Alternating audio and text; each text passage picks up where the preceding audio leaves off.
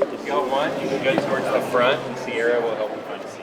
Every spring recruiting season is in full swing, calling all campus tour guides and college recruiters to action.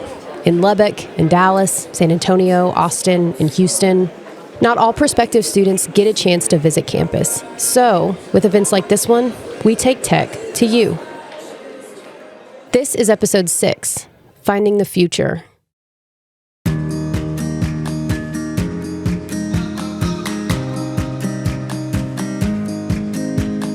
It's February, and the sub is swarming with future students and their families. Lines have formed down almost every hall and staircase in the building. Hundreds of tennis-shoed feet move through the atrium on the first floor, hands clutching red, shiny bags that read in black, bold letters, Connect Tech.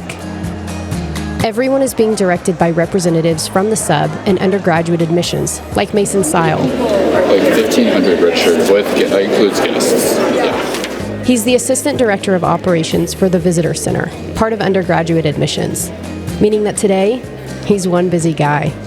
Mason says that 1,500 is the most guests they've ever had. Check-in is right now at the Matador room. Okay. So check-in is happening in the Matador room. We're going to have 2 dueling presentations. So Jason's going to start in the ballroom. At what time, like 9:15. Amazingly, I find an empty seat in the atrium. I'm trying to stay out of the way and taking it all in when the Gallion family joins me. They're here from China Springs. Their son Nolan says that tech was his first choice. His older sister plans to stay at Tech and get her master's. Nolan is a legacy. Dad says that campus has changed a lot since his time as a student 30 years ago. His old residence hall is long gone, but campus still feels familiar, welcoming.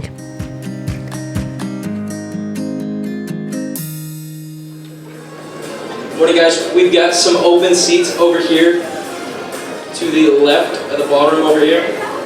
There's just enough time to grab a donut and coffee before we get going. We have a big group here today, so I kind of want to get a sense of where everybody is. So if you're from the Dallas-Fort Worth area, will you raise your hand? Woo! Lots of DFW. Okay, what about Every year there are a lot of recruiting events on campus.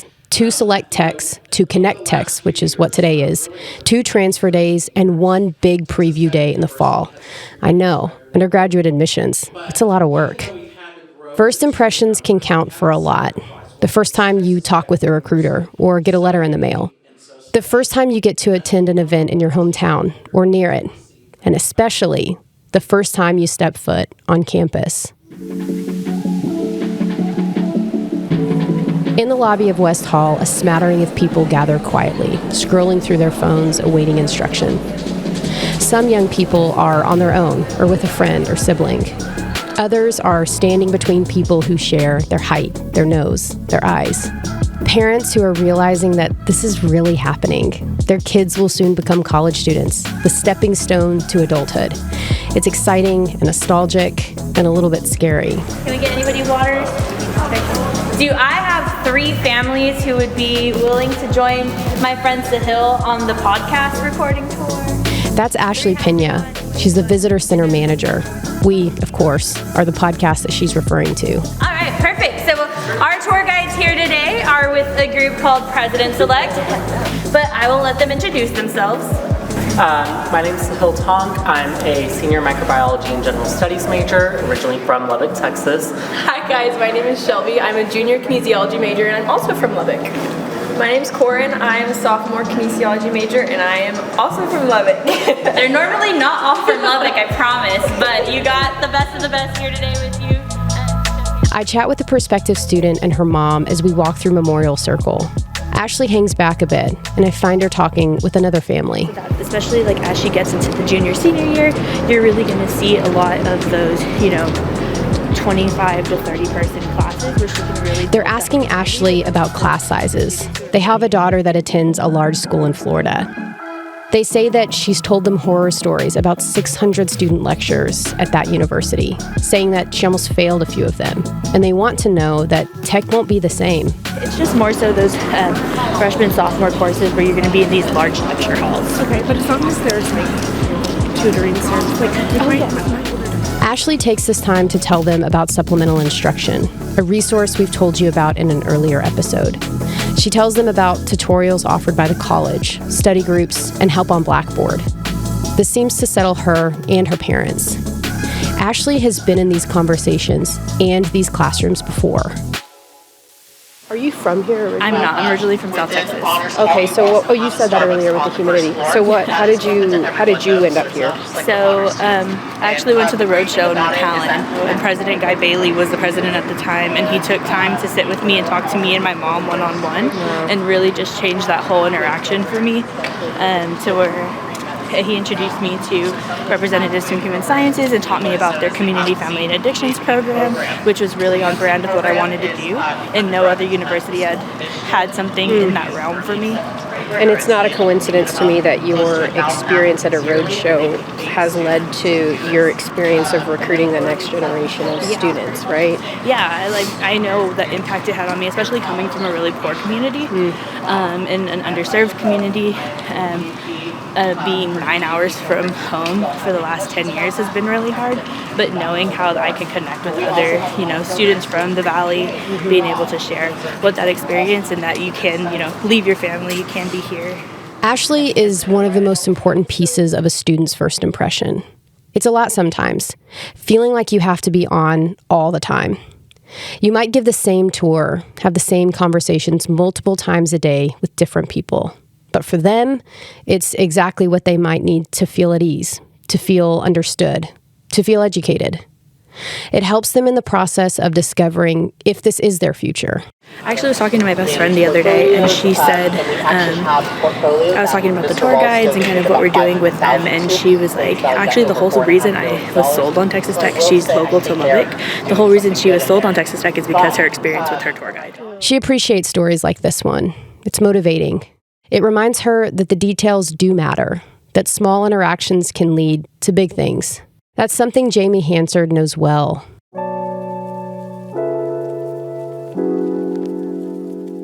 You mentioned recruitment right off the top. This is Allison, by the way. Can you talk about Texas Tech's strategy toward recruitment? Yeah, great question. So I would definitely say that our recruitment strategy has evolved over the last 17 years. As we began to look towards the future and think about what, how did we want to grow? Where did we want to grow? We became very strategic in conversations. Jamie talks about the last 17 years. That's how long she's worked at Tech. She oversees enrollment management. Social media and technology have allowed her team to connect with prospective students, to get Texas Tech on the radar earlier than ever.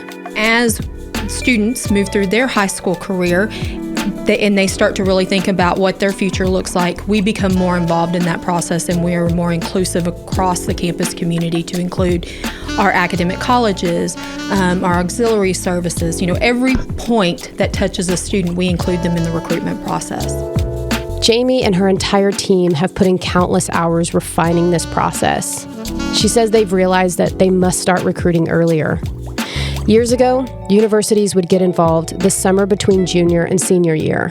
Now we backed it up into their sophomore year, and we'll eventually begin to start very, very direct conversations with freshmen in high school. They're still doing this with the classic print mailers that you might have received from colleges.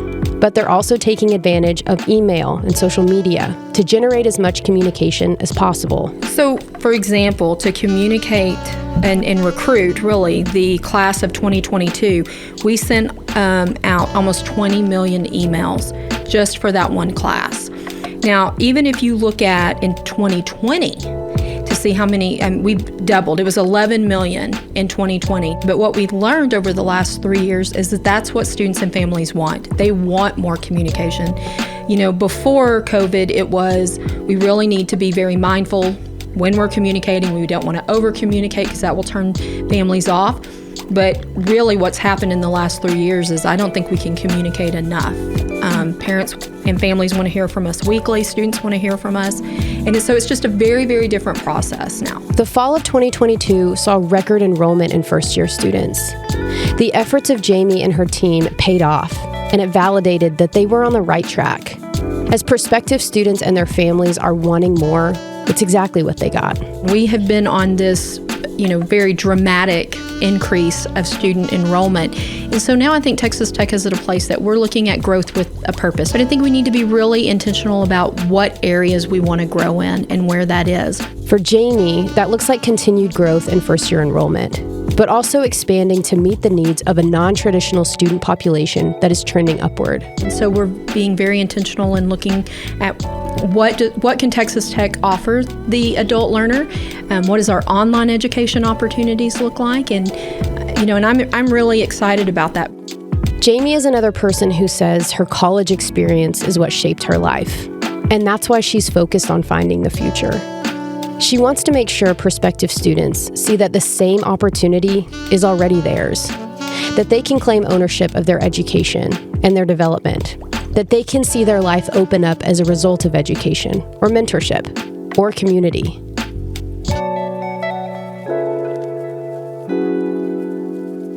We'll be right back.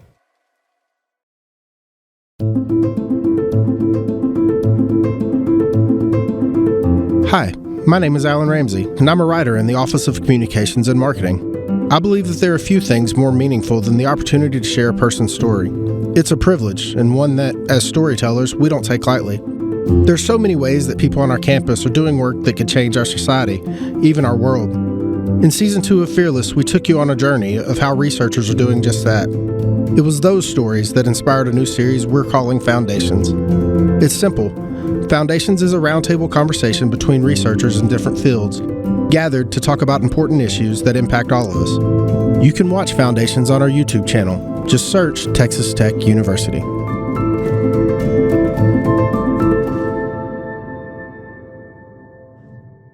Hi, Thomas and Katie Perkins. Katie. I think I've seen your name somewhere before. Christiana Christofides is the Director of Strategic Initiatives. It's under the purview of Texas Tech Online.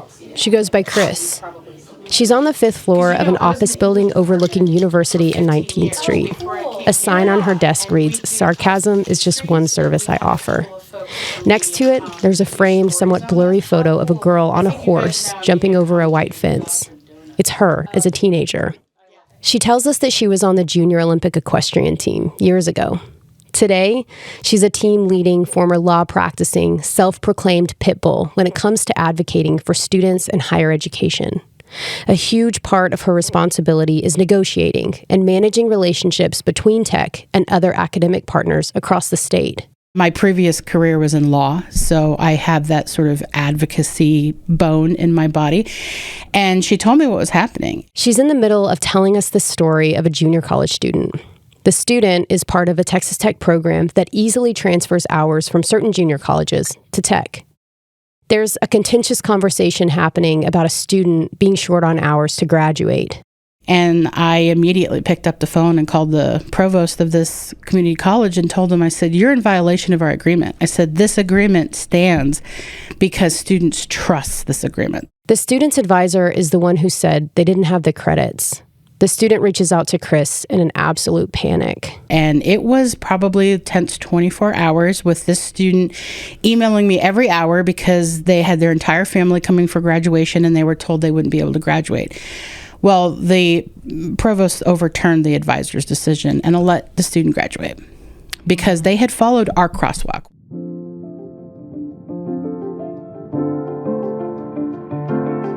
She had settled the score. The student got what they'd worked for. Look, this story doesn't have anything to do with why we're in her office right now. We're not talking about that student in this episode of the podcast, but it was the first story she shared when we sat down, and I feel like it told me something about Chris. I like her. Her family moved here from the country of Cyprus when she was young. She worked hard to be a successful student, and it paid off. She's always been someone that wants to see the underdog rise up. That's why this program is so special, is because there's dual credit programs all over in the United States. I mean, this is not new, right? This is the only dual credit program that is with a four-year institution. Most of the time, they're with a community college. She's talking about early college high school, or ECHS. That is why we're here. It's a tech program that allows Estacado High School students, one of 4 high schools in the Lubbock Independent School District, to take college classes and accrue credits. Early college high school is only available for areas that are economically disadvantaged or socially challenged in some way. She tells us that's why this program lives only at Estacado. LISD markets this program heavily, starting in middle school, to generate as much attention as possible. They can earn up to 60 hours in this program. Most of them earn around like 40 to 50. But if they were starting to take advantage of it as a freshman, it would be 60 hours. That's crazy. Which is 50% of your degree. So when you come to Tech, you take History 2300 and 2301. I teach those to the sophomores that we have on campus at Estacado. This is Cody Lass. Teaching high school kids is different because by the time you get to the university, you're sort of on your path. You sort of know what you're going to do, what you plan to do, who you are. High school is totally different.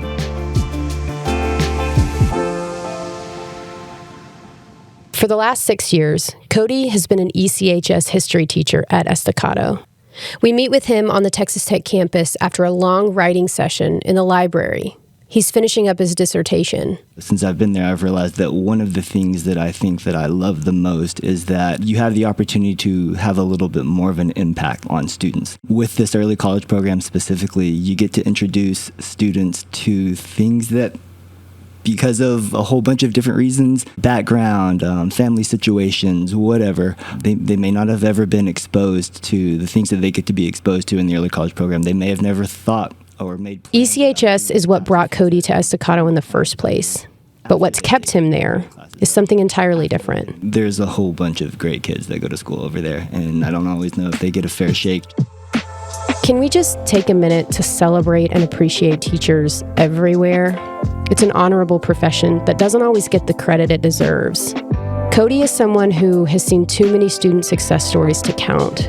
He's one that shows up for his students on the basketball court or in the concert hall, as well as in the classroom. I think that the more that they can get exposed to, the better, whether that be opening up new opportunities for them or putting them in situations where when they get to campus, wherever it ends up being, it's not as new. I've taught freshmen here on campus where, you walk into class and you can sort of see the deer in the headlights look. It takes a little while for that to wear off, and so if our kids get exposed to a lot of the things that comes with a college campus, maybe that makes it less likely that they're sort of those same freshmen walking into class, not really sure what to expect.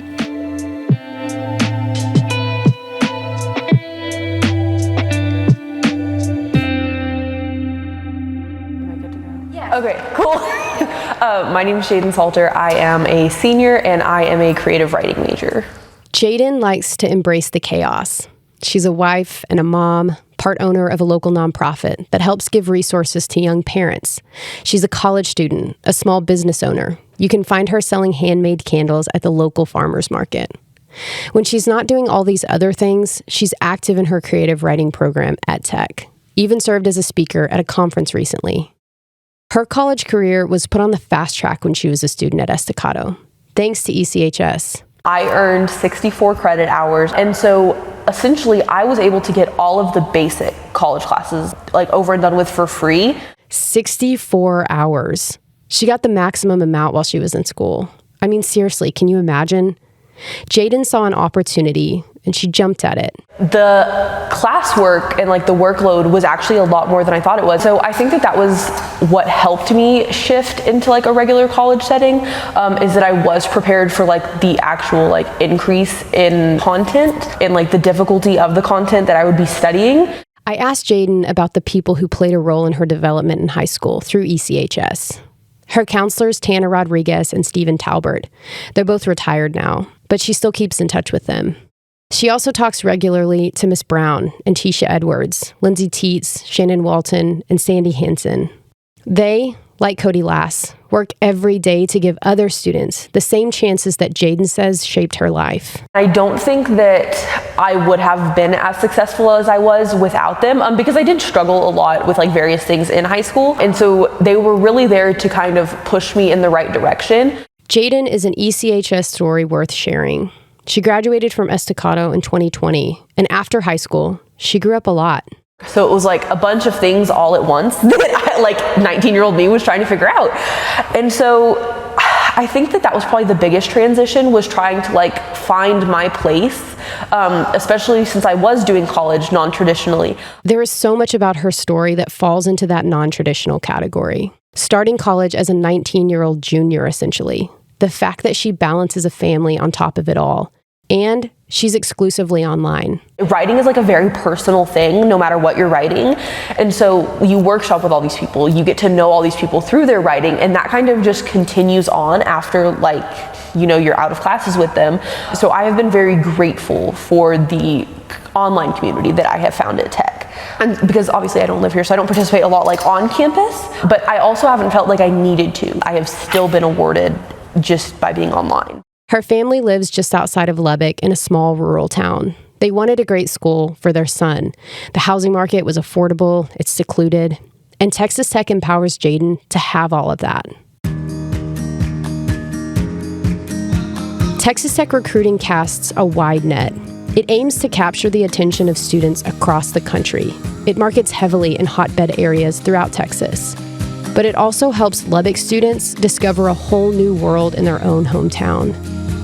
Jaden says that she's deeply grateful to Texas Tech and the ECHS program that opened so many doors for her. She says they both gave her everything she was looking for, and it's helped her become the college student she is today. You realize that history is sort of the vehicle to teaching them a whole bunch of other things that are going to be way more useful to them when they leave my classroom than, you know, what happened on a certain day or who did what or whatever. You guys know the skills that you need to be successful in college. Those things will serve them after they leave high school, while they're on campus, after they graduate, into their profession. And so those are the things that hopefully, as a teacher, that they take with them. Cody and Chris say most years they'll start with 60 or 70 students. At least half of them will continue the program through graduation. Chris has worked in higher education for 17 years, but fall 2023 is her first in this role. She has high expectations for this ECHS program, and she's determined to help it reach its full potential. When Tech says that they want to do better and they want to provide more opportunities for people who are in not a privileged state, as most of the students on campus are, here is our walk. This is what we're doing to prove that we want to help. We're paying for the classes. You know, we're offering these opportunities. We're not just providing lip service to, we want to help this area. We are helping this area, and we're doing everything we can to provide advisors and opportunities for these students to come on campus. Pitbull, remember? The teaching world in Lubbock is small. Cody and Chris can attest to that. They've known each other for years. They each tell this story of being in the same class in grad school at Tech. They helped each other get through it. So when Chris was charged with leading this program, the one that Cody was already investing so much time and work in, it felt good. By the way, Jaden graduates from Texas Tech in the spring of 2024 with a degree in creative writing and an open mind. Maybe she'll have one of her manuscripts published. Maybe she'll become a publisher herself. But regardless of her profession, she stands as an ambassador of ECHS and will forever be a Red Raider.